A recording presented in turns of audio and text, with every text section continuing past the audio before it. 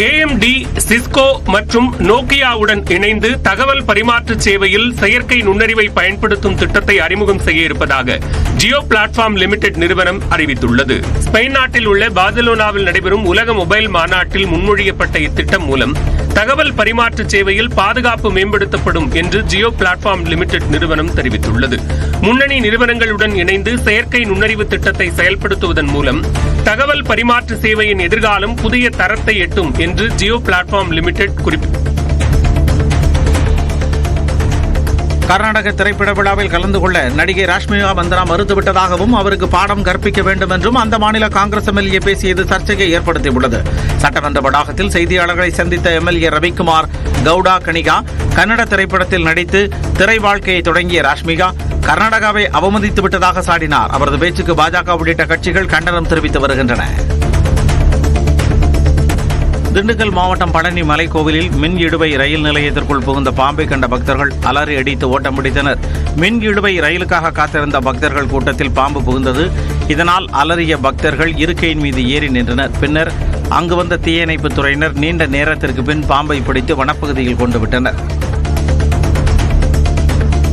சேலம் கொண்டப்பநாயக்கன்பட்டி ஊராட்சி ஒன்றிய தொடக்கப்பள்ளியில் மாணவர் சேர்க்கை விமர்சையாக நடைபெற்றது. முதல் வகுப்பில் சேர்ந்த மாணவ மாணவியருக்கு பள்ளி நிர்வாகம் சார்பில் கிரீடம் அணிவித்து வண்ண பலூன்கள் மற்றும் இனிப்புகள் வழங்கி வரவேற்றனர். பள்ளியில் படிக்கும் மாணவ மாணவிகள் சிலர் சிலம்பம் சுற்றி வரவேற்பளித்தனர்.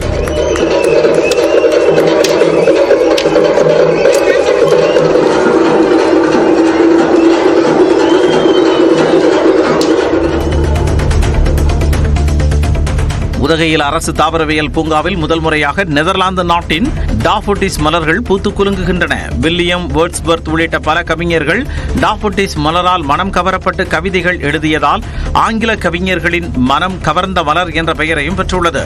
இந்தியாவில் காஷ்மீருக்கு அடுத்து உதகையில் 1500 மலர் தொட்டிகளில் பூத்து குலுங்கும் இந்த மலர்கள் சுற்றுலா பயணிகளின் கவனத்தை ஈர்த்துள்ளது.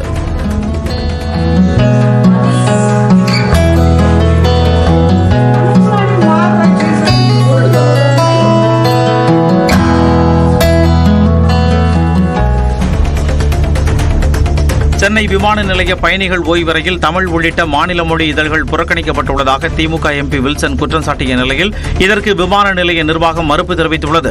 விமான நிலைய பயணிகள் ஓய்வறையில் இந்தி மொழி இதழ்கள் நூல்கள் மட்டுமே வைக்கப்பட்டுள்ளதாக வில்சன் தனது எக்ஸ் பக்கத்தில் குற்றம் சாட்டியிருந்தார். இந்நிலையில் சென்னை விமான நிலைய நிர்வாகம் அளித்துள்ள விளக்கத்தில் அனைத்து மொழிகளையும் ஒன்றாகவே பார்ப்பதாகவும் ஓய்வறையில் இருந்து தமிழ் நாளிதழ்கள் வார இதழ்களை பயணிகள் எடுத்துச் சென்றிருக்கலாம் என்றும் தெரிவிக்கப்பட்டுள்ளது.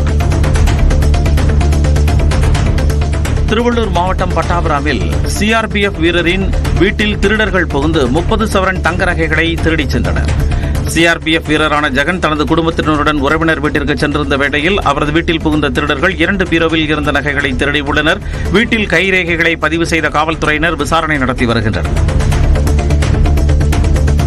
தூத்துக்குடி அருகே ஞானியார் குடியிருப்பு அதிசய விநாயகர் கோவில் மாசி திருவிழா குருபூஜையை ஒட்டி பால்குட ஊர்வலம் நடைபெற்றது.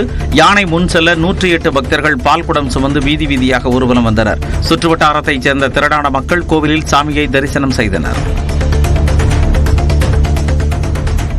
திருச்சி மாவட்டம் மணப்பாறை அருகே மனநலம் பாதிக்கப்பட்ட பெண்ணுக்கு பாலியல் தொல்லை கொடுத்தவர் கைது செய்யப்பட்டார். துவரங்குறிச்சி அருகே 25 வயதுடைய மனநலம் பாதிக்கப்பட்ட பெண் வீட்டில் தனியாக இருப்பதை அறிந்த கரடிப்பட்டியைச் சேர்ந்த பிச்சன் என்பவர் வீடு புகுந்து பாலியல் சீண்டலில் ஈடுபட்டதாக கூறப்படுகிறது. இதுகுறித்து பெண்ணின் தாத்தா அளித்த புகாரின் பேரில் பிச்சனை காவல்துறையினர் கைது செய்தனர். திருவண்ணாமலை அண்ணாமலையார் கோவிலில் தை மாத உண்டியல் காணிக்கையாக 3,52,55,845 ரூபாய் கிடைக்கப்பெற்றது. திருக்கல்யாண மண்டபத்தில் கோவில் ஊழியர்கள் மற்றும் பக்தர்களால் காணிக்கை எண்ணும் பணி நடைபெற்றது.